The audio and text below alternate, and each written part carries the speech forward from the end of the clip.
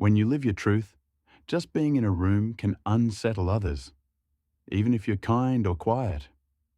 It's like walking into a crowd where everyone's wearing masks, and you're the only one without one.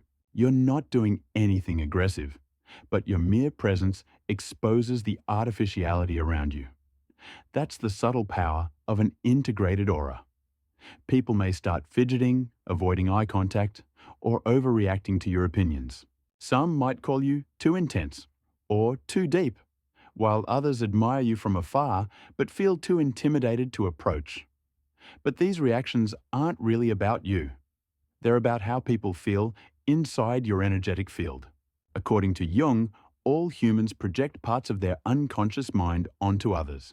This is called psychological projection. Normally, people deal with their unresolved emotions by projecting insecurity, anger, fear, or inadequacy onto someone else, so they don't have to face it themselves. But if you have a strong aura, it cuts through these projections. Your authenticity breaks down their illusions. That's why Jung warned that becoming whole comes with both danger and responsibility, because you end up shaking the false stories others cling to. Especially in social or professional situations, your mere presence can challenge unspoken norms or power dynamics, even without saying a word. People may label you as too much, too spiritual, too intense, or too complicated, when in reality, you're just aligned within yourself. Want me to continue with the next part? I'm ready. Talk to voxscript.wt.icu. Here's the next rephrased part. When people react strongly to you, it's not really about your personality.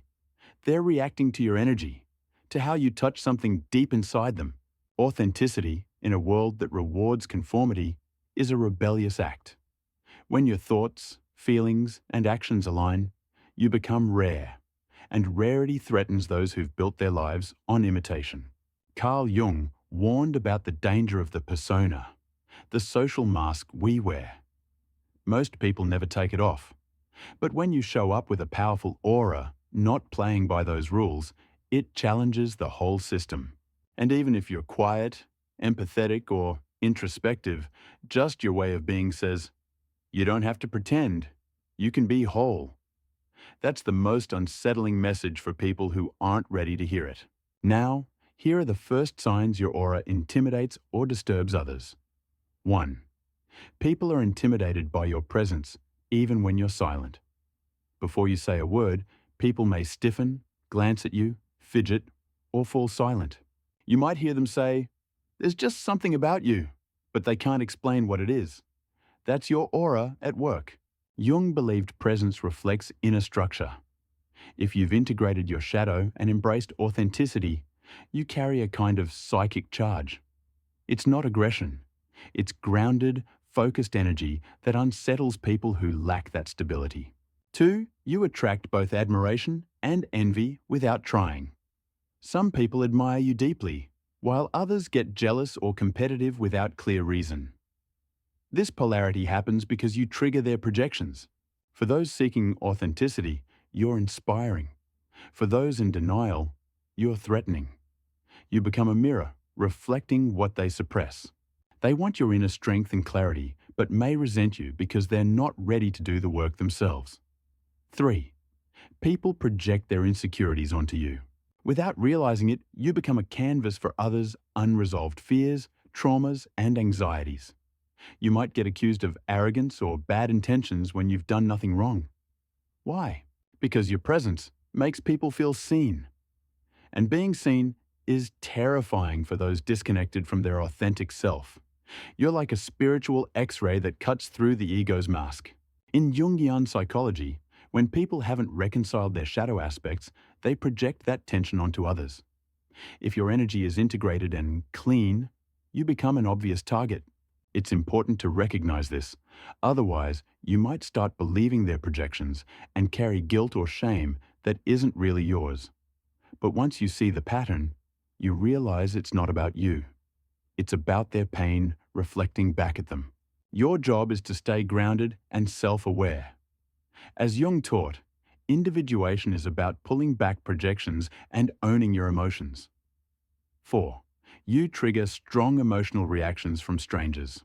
Have you noticed strangers opening up to you about their traumas? Or, on the flip side, getting hostile for no clear reason? This happens because your aura carries a vibrational charge that resonates with their buried feelings. You enter their energy field and something inside them starts to stir.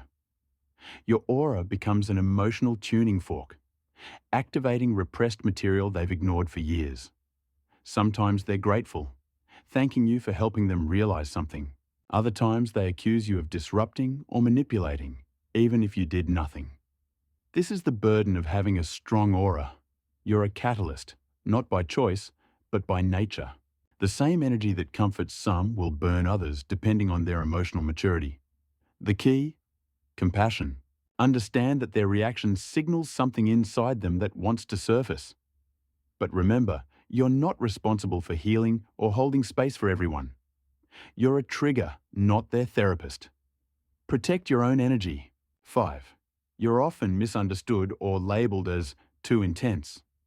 If people say you're too much, think too deeply, or are too sensitive, take that as confirmation that your aura doesn't fit shallow societal norms. And that's a good thing. The world games, it unsettles people. They might say you're intimidating, or that they've never met anyone like you. But that intensity isn't a flaw. It's a frequency mismatch. You're operating at a deeper emotional, spiritual, and